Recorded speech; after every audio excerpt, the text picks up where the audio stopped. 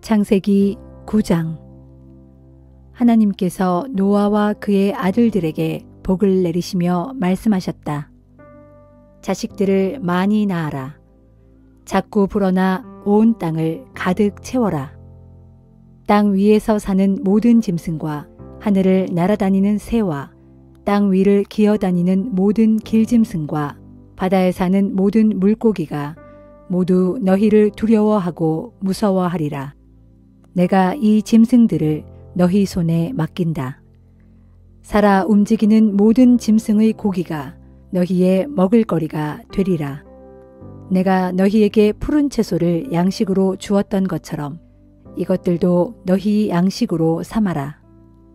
하지만 너희는 고기를 피 있는 채로 먹어서는 안 된다. 피에는 생명이 있다. 생명인 피를 흘리게 하면 내가 반드시 보복할 것이다. 짐승이라도 내가 보복할 것이고 사람이라도 내가 보복할 것이다. 사람이 사람의 피를 흘리게 하면 내가 그 사람의 생명을 앗아갈 것이다. 사람은 하나님의 형상대로 지음을 받았으므로 누구라도 다른 사람의 피를 흘리게 한 자는 그도 역시 피를 흘려야 할 것이다. 너희는 자식을 많이 낳아라. 크게 불어나 온 땅 위에 퍼져라. 땅을 가득 채우도록 번성하여라. 하나님께서 노아와 그의 아들들에게 계속 말씀하셨다. 나는 이제 너희뿐만 아니라 너희 후손들과도 언약을 맺으려고 한다. 또 너희와 함께하는 모든 살아있는 것들, 너희와 함께 배 안에 있었던 온갖 날짐승과 집짐승과 들짐승과도 언약을 맺으려 한다. 내가 너희와 맺을 언약은 내가 다시는 홍수로 생물을 쓸어버리지 않겠다는 것이다. 이 땅을 모두 쓸어버릴 홍수를 다시는 내리지 않을 것이다.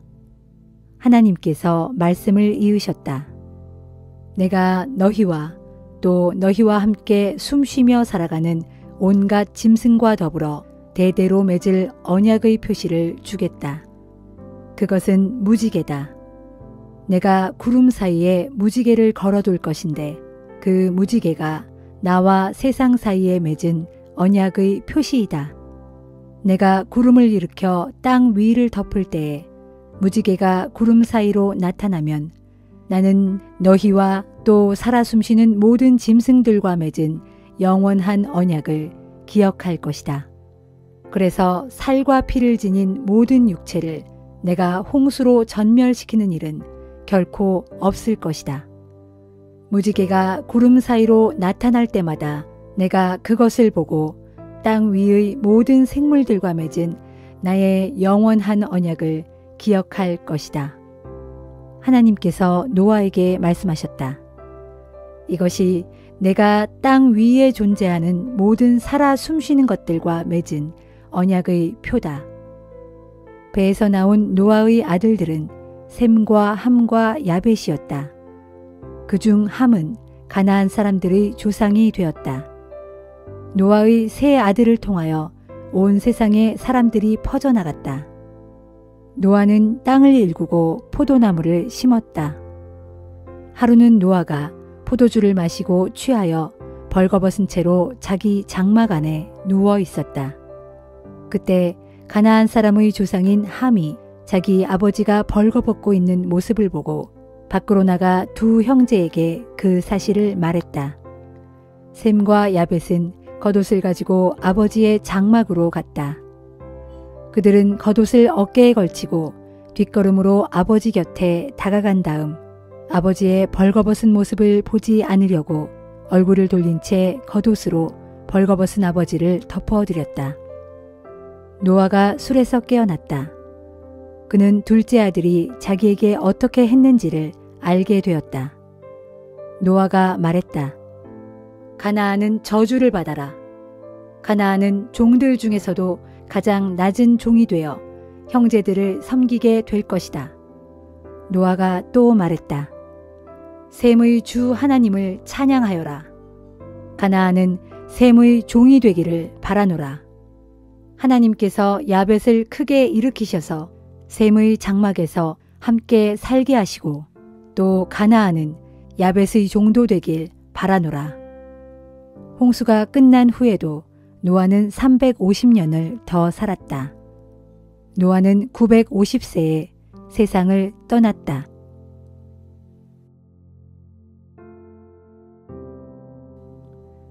창세기 10장. 노아의 세 아들 셈과 함과 야벳의 후손들은 이러하다. 그들은 홍수가 지난 뒤에 자녀들을 낳았다. 야벳의 아들들은 고멜, 마곡, 마대, 야완, 두발, 메색, 디라스이다. 고멜의 아들들은 아스그나스, 리밧, 도갈마이다. 야완의 아들들은 엘리사, 달시스, 기띔, 도다님이다.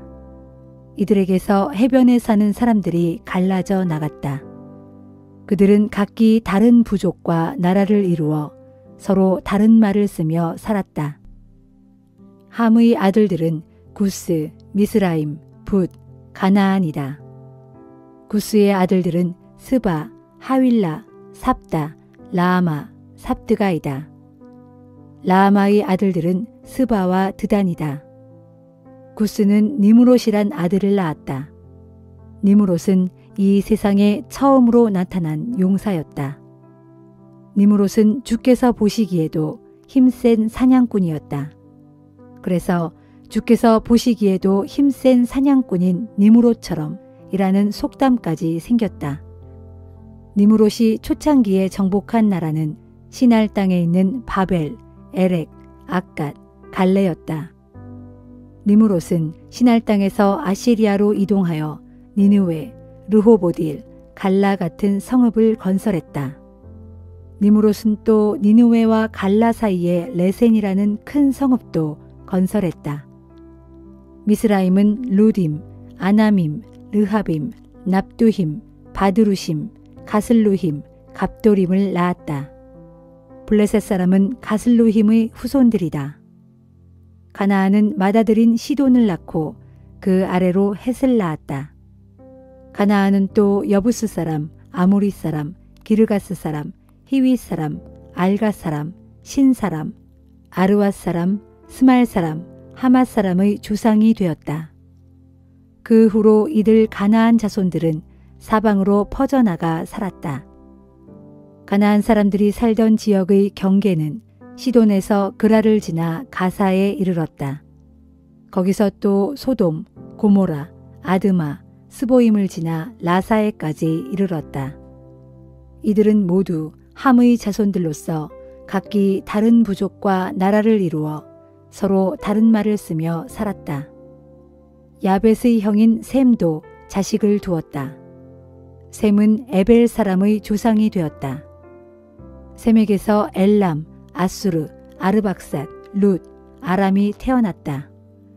아람의 자손은 우스, 훌, 게델, 마스이다. 아르박삿은 셀라를 낳고 셀라는 에벨을 낳았다. 에벨에게는 두 아들이 있었다. 에벨은 그중 한 아들의 이름을 벨렉이라고 지었다. 이는 벨렉의 시대에 세상이 나뉘었기 때문이다. 벨렉의 아우는 욕단이다. 욕단의 자손은 알모닷, 셀렙, 하살마웻, 예라, 하도람, 우살, 디글라, 오발, 아비마엘, 스바, 오빌, 하윌라, 요밥이다. 이들은 모두 욕단의 아들들이다. 이들이 살던 지역은 메사에서 스발까지의 동쪽 산악지대였다. 이들 셈의 후손들은 각기 다른 부족과 나라를 이루어 서로 다른 말을 쓰며 살았다. 이들 모두가 노아의 후손들로서 부족과 시족별로 서로 다른 지방에서 서로 다른 나라를 이루고 살았다. 홍수가 끝난 뒤 이 사람들에게서 여러 민족들이 세상에 퍼져나갔다.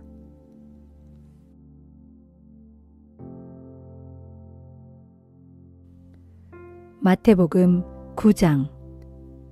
예수께서는 배를 타고 갈릴리 바다를 건너 자기 마을 가버나움으로 돌아오셨다.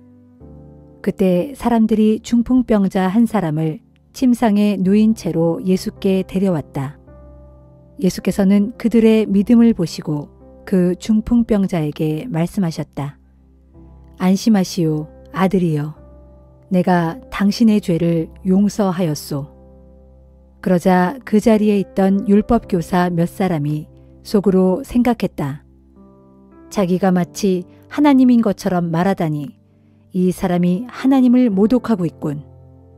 예수께서 그들의 생각을 아시고 말씀하셨다. 왜 당신들은 그렇게 미련한 생각을 하는 것이요? 당신의 죄를 용서한다 라는 말과 일어나 걸어가라 라고 하는 말 중에 어느 말이 하기가 더 쉽겠소? 인자에게는 세상에서 죄를 용서할 권한이 있소. 내가 이 사람을 낫게 하여 당신들에게 그 증거를 보이겠소. 예수께서는 그 중풍병자에게 돌아서서 명령하셨다. 당신의 침상을 들고 집으로 가시오. 당신의 병이 나았소. 그러자 그 사람은 즉시 자리에서 일어나 걸어서 자기 집으로 돌아갔다. 이 광경을 본 사람들은 몹시 두려워하며 사람에게 이런 권한을 주신 하나님을 찬양하였다. 예수께서 그곳을 떠나 길을 가셨다. 길 가던 중에 예수께서는 마태라는 사람이 세관에 앉아 있는 것을 보시고 그에게 말씀하셨다. 당신은 이제부터 나를 따르도록 하시오. 그러자 마태는 자리에서 일어나 예수를 따라 나섰다. 어느 날 예수께서 제자들과 함께 마태의 집에서 식사를 하셨다. 그 자리에는 세리들은 물론 죄인들로 취급받은 이방인들이 많았다. 바리새파 사람들이 이 모습을 보고 예수의 제자들에게 말하였다. 왜 당신네 선생은 저런 사람들과 어울리는 거요? 예수께서 이 말을 들으시고 그들에게 대답하셨다. 건강한 사람에게는 의사가 필요하지 않지만 병든 사람에게는 의사가 절실하오. 당신들은 가서 나는 자비를 원하고 제사를 원치 않는다 라는 말씀이 무슨 뜻인지 배우시오. 그렇소. 나는 의인을 부르러 온 것이 아니라 죄인을 부르러 왔소. 하루는 세례 요한의 제자들이 예수께 와서 물었다. 왜 선생님의 제자들은 우리들이나 바리새파 사람들처럼 금식을 하지 않는 것입니까? 예수께서 되물으셨다. 결혼식에 온 신랑의 친구들이 신랑과 함께 있으면서 어찌 슬퍼할 수 있겠소. 하지만 이제 곧 신랑을 빼앗길 날이 올 것인데 그때가 되면 그들도 금식할 것이요. 낡은 옷에다 새 천조각을 대고 깁는 사람이 어디 있겠소. 그렇게 하면 새 천조각이 낡은 옷을 당겨서 그 옷은 더욱 심하게 찢어지게 될 것이요. 또 낡은 가죽 부대에 새 포도주를 담는 사람이 어디 있겠소.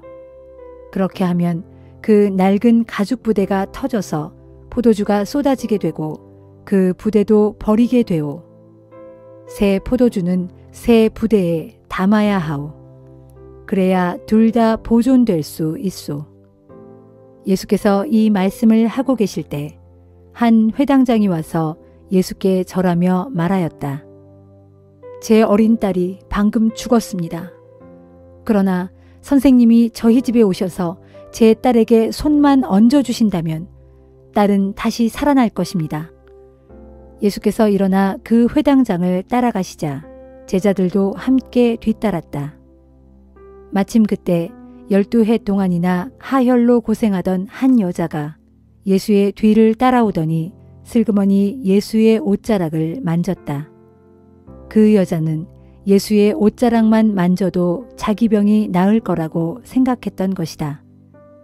예수께서 돌아서서 그 여자를 보시고 말씀하셨다. 딸이여, 안심하시오. 당신의 믿음이 당신을 낫게 하였소. 그러자 즉시 그 여자의 병이 나았다. 예수께서 회당장의 집에 닿으니 사람들이 피리를 부는 사람들과 함께 떠들썩하게 곡을 하고 있었다. 예수께서 그들에게 말씀하셨다. 다들 물러가십시오. 그 아이는 죽은 것이 아니라 단지 자고 있을 뿐입니다. 하지만 모두들 예수를 비웃으며 코웃음을 쳤다. 사람들이 모두 밖으로 나가자 예수께서는 방으로 들어가 누워있는 소녀의 손을 잡으셨다. 그러자 그 소녀는 즉시 자리에서 일어났다. 이 소문이 그 지역 온 사방으로 두루 퍼졌다. 예수께서 그곳을 떠나 길을 가시는데 눈이 먼 두 사람이 뒤따라오면서 큰 소리로 외쳤다. 오 다윗의 자손이여, 우리를 불쌍히 보시고 자비를 베풀어 주십시오. 예수께서 어떤 집으로 들어가시자 그들도 뒤따라 들어왔다. 예수께서 그들에게 물으셨다. 내가 당신들의 눈을 뜨게 해줄 수 있다고 믿소? 맹인들이 대답했다. 예, 주님, 우리가 믿습니다. 예수께서 그들의 눈을 만지시며 말씀하셨다. 당신들의 믿음대로 될 것이요. 그러자 그들의 눈이 즉시 밝아졌다. 예수께서는 이 일을 아무에게도 말하지 말라고 그들에게 당부하셨다. 그러나 그들은 예수에 대한 소문을 온 지방에 널리 퍼뜨렸다. 그들이 떠난 뒤 사람들이 귀신 들려 벙어리가 된 한 사람을 예수께 데려왔다. 예수께서 귀신을 쫓아내시자 그 사람의 입이 열려 즉시 말을 하였다. 사람들이 놀라서 외쳤다. 이런 일은 일찍이 본 적이 없다. 그러나 바리새파 사람들이 빈정거렸다. 저 사람이 귀신을 쫓아내는 것은 귀신의 두목에게 힘을 빌려 그렇게 하는 것이다. 예수께서는 그 지역의 모든 도시와 마을을 두루 다니시며 유대인의 회당에서 가르치시고 하늘나라의 기쁜 소식을 선포하셨다. 그러면서 온갖 병에 걸린 사람들을 다 고쳐주셨다. 예수께서는 또 모여든 사람들을 보시고 늘 불쌍히 여기셨다. 그들은 마치 목자 없는 양처럼 어디로 가야 할지를 모르는 가엾은 백성들이었기 때문이었다. 그래서 예수께서 제자들에게 말씀하셨다. 추수할 것은 많은데 일꾼들은 턱없이 부족하구나. 그러니 너희는 주인에게 요청하여 추수할 일꾼들을 추수밭으로 보내달라고 하여라.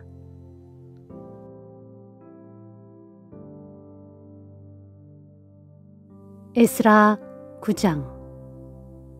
이런 일이 있은 후 이스라엘의 지도자 몇 사람이 나에게 와서 말했다.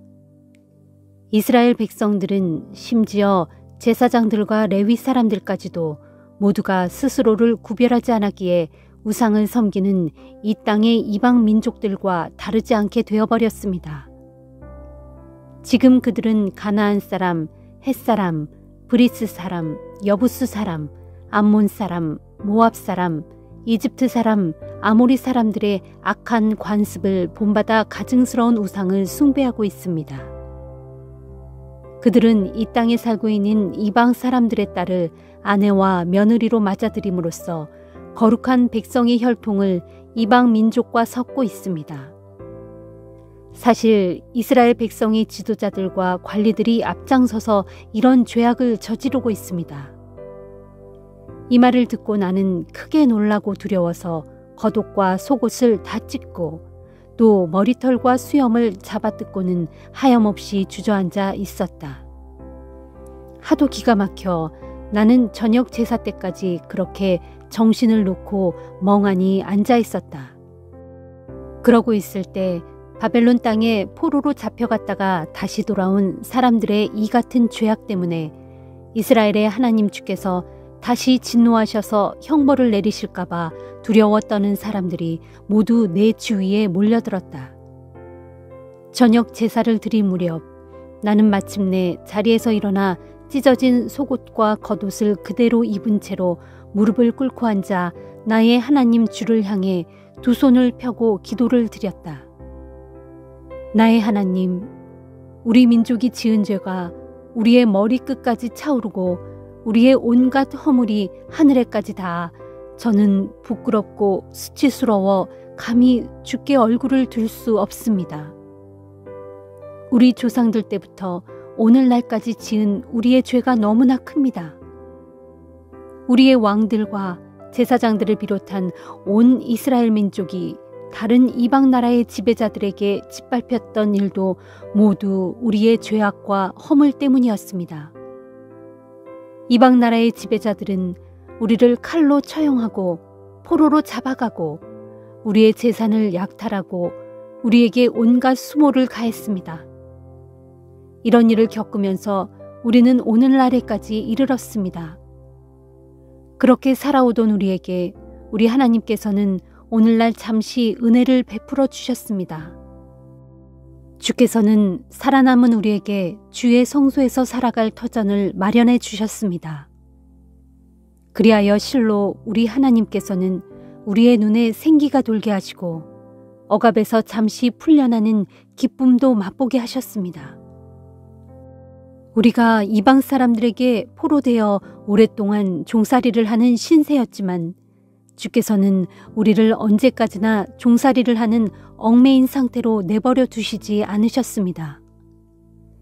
주께서는 페르시아 왕들을 통하여 우리에게 크신 자비를 베풀어 주셔서 본국으로 돌아가 하나님의 성전을 재건할 수 있게 하시고 또한 허물어져 방치된 폐허의 성벽을 복구하게 하시어 우리로 하여금 유다와 예루살렘에서 주님의 보호를 받고 살아갈 수 있게 해주셨습니다.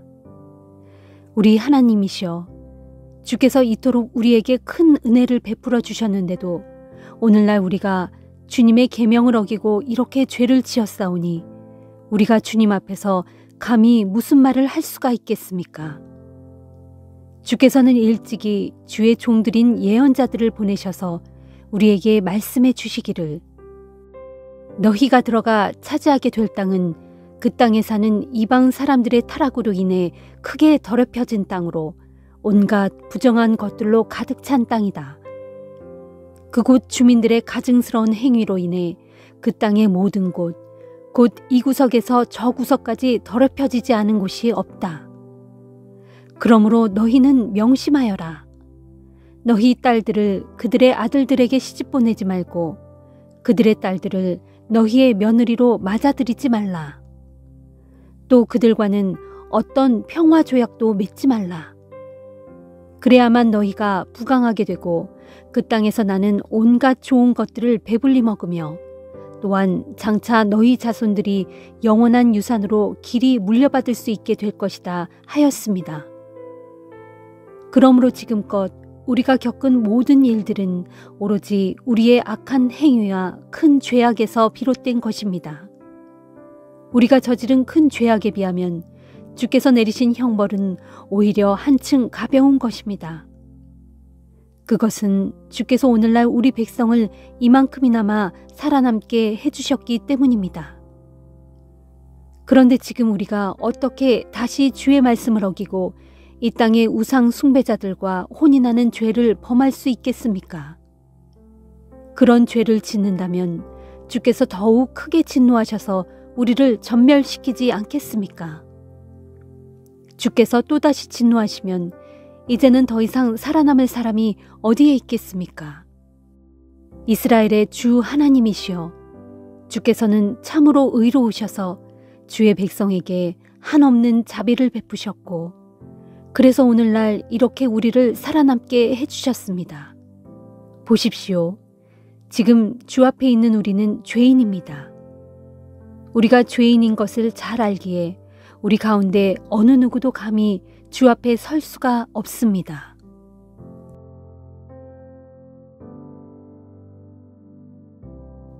사도행전 9장.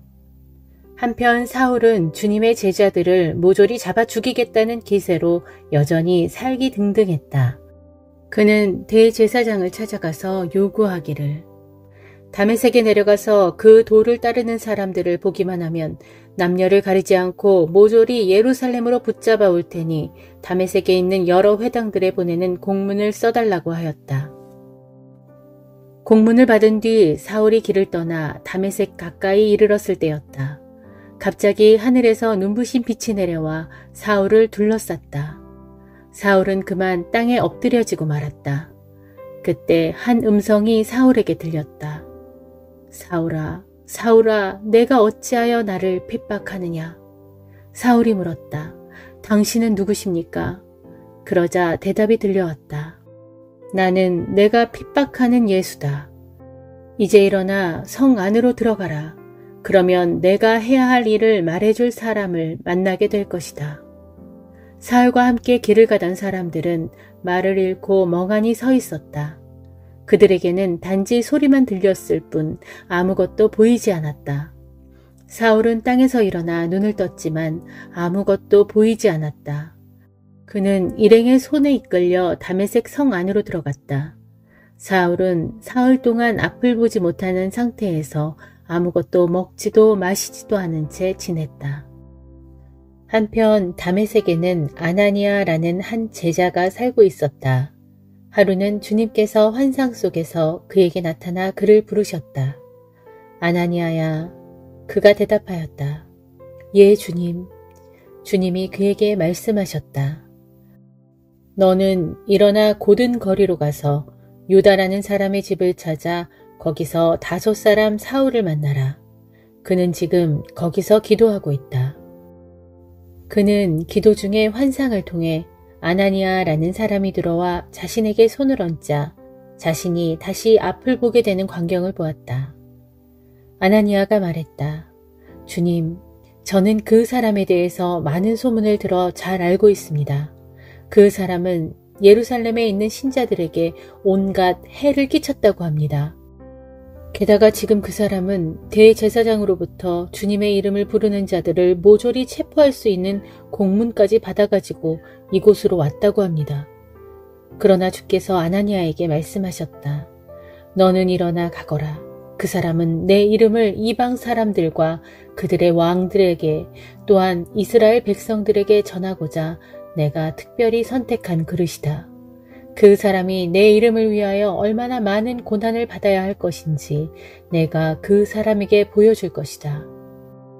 마침내 아나니아는 일어나 그 집을 찾아 안으로 들어갔다. 아나니아는 사울에게 손을 얹고 말했다. 사울 형제여, 당신이 이리로 오는 도중 당신에게 나타나셨던 주 예수께서 당신을 다시 보게 하고 또 당신이 성령으로 충만하게 되도록 하기 위해 저를 여기 보내셨습니다. 바로 그 순간 사울의 눈에서 비늘 같은 것들이 떨어지더니 다시 앞을 보게 되었다. 사울은 자리에서 일어나 즉시 세례를 받았다. 그런 뒤 사울은 음식을 먹고 기운을 회복했다. 이후 사울은 며칠 동안 다메섹에 있는 신자들과 함께 지냈다. 그런 다음 사울은 곧바로 그곳 회당에 가서 예수께서 하나님의 아들이심을 선포하기 시작했다. 사울의 말을 듣는 사람들은 모두 자신들의 귀를 의심했다. 아니, 이 사람은 예루살렘에서 예수 믿는 사람들을 마구 붙잡아 감옥에 쳐넣었던 그 장본인이 아닌가? 그가 여기 온 것도 신자들을 붙잡아 대제사장들에게 넘기기 위해서가 아니었던가? 그러나 사울은 더욱더 힘을 얻어 예수께서 그리스도이심을 힘써 증거했다. 그러자 다메섹에 사는 유대 사람들은 크게 당황하였다. 여러 날이 지난 후 유대인들은 더 이상 그대로 두고 볼 수 없어서 사울을 죽이기로 모의했다. 하지만 사울은 그들의 계획을 알아차렸다. 유대인들은 밤낮으로 사방의 다메섹 성문을 지키며 사울을 죽일 기회만 노리고 있었다. 그러나 어느 날 사울을 따르던 자들이 한밤중에 사울을 광주리에 넣어 몰래 다메섹 성 밖으로 달아내렸다. 다메섹 성 밖으로 도망쳐 나온 사울은 예루살렘으로 올라가서 그곳의 제자들과 합류하려 했다. 하지만 모두가 사울을 두려워할 뿐 그가 정말로 예수의 제자가 되었음을 믿으려고 하지 않았다. 그러나 바나바는 사울을 받아들여 그를 데리고 사도들에게 갔다. 그리고 바나바는 사울이 다메섹으로 가는 도중에 어떻게 주를 뵙게 되었으며 또 주께서 그에게 무슨 말씀을 하셨고 또 다메섹에서 그가 얼마나 두려움 없이 예수의 이름으로 담대히 복음을 전했는가를 사도들에게 상세히 설명해 주었다. 그제야 제자들은 사울을 받아들였고 사울은 제자들과 함께 지내며 예루살렘을 자유롭게 다니면서 주의 이름을 담대히 전했다. 사울은 헬라어를 쓰는 유대인 몇 사람과 이야기를 나누고 토론도 했지만 그들은 무조건 사울을 죽이려고 했다. 믿는 형제들이 이 사실을 알아차리고 사울을 가이사랴로 데리고 갔다가 다시 다소로 보냈다. 그리하여 교회는 유대와 갈릴리와 사마리아 온 지방에 걸쳐 튼튼하게 성장하면서 평안을 누리게 되었고 또한 주님을 경외하는 삶과 성령의 위로를 받는 가운데 날로 신자의 수가 늘어났다. 그 무렵 베드로는 여러 지방을 두루 다니다가 루따에 내려가서 그곳 신자들을 방문하게 되었다. 거기에서 베드로는 애니아라는 사람을 만났는데 이 사람은 8년째 중풍으로 자리에 누워 있었다. 베드로가 그를 보고 말했다. 애니아여, 예수 그리스도께서 당신의 병을 고쳐주셨습니다. 그러니 이제 일어나 당신의 침구를 정돈하시오. 그러자 애니아가 알아 누워있던 자리에서 즉시 일어났다. 루따와 사론에 사는 주민들이 애니아에게 일어난 일을 보고는 모두 주께로 마음을 돌이켰다. 요빠에는 다비다라는 여신도가 살고 있었다. 이 이름은 헬라어로는 도르가인데 그 여자는 언제나 착한 일을 많이 하면서 가난한 사람들을 힘껏 도왔다. 그 무렵 그녀가 병이 들어 죽었다. 그래서 사람들은 그녀의 시신을 깨끗이 씻겨 다락방에 두었다. 루따는 요빠 가까운 곳에 있었다. 제자들은 베드로가 루따에 와 있다는 말을 듣고는 두 사람을 루따에 보내어 요빠로 급히 좀 와달라고 베드로를 청했다. 베드로가 그들과 함께 요빠로 오자 신자들은 그를 도르가의 시신이 있는 다락방으로 안내했다. 그 방에는 과부들이 모여 앉아 슬피 울고 있었다. 그들은 도르가가 자기들을 위해 몸소 만들어준 겉옷과 속옷을 베드로에게 보여주었다. 베드로는 그들을 모두 다락방에서 나가게 한 후 무릎을 꿇고 하나님께 기도를 드렸다. 그리고 시신을 향해 돌아앉으며 힘차게 말했다. 다비다여 일어나라. 그러자 그 여자가 눈을 뜨고는 베드로를 보고 일어나 앉았다. 베드로는 손을 내밀어 그녀의 손을 잡아 일으켜 세웠다. 그런 뒤 신자들과 과부들을 불러서 도르가가 다시 살아난 것을 보게 했다. 이 일이 온 요빠에 알려지자 많은 사람들이 주님을 믿게 되었다. 베드로는 얼마 동안 요빠에 계속 머물러 지냈는데 가죽 제품을 만드는 무두장이 시몬의 집에 묵었다.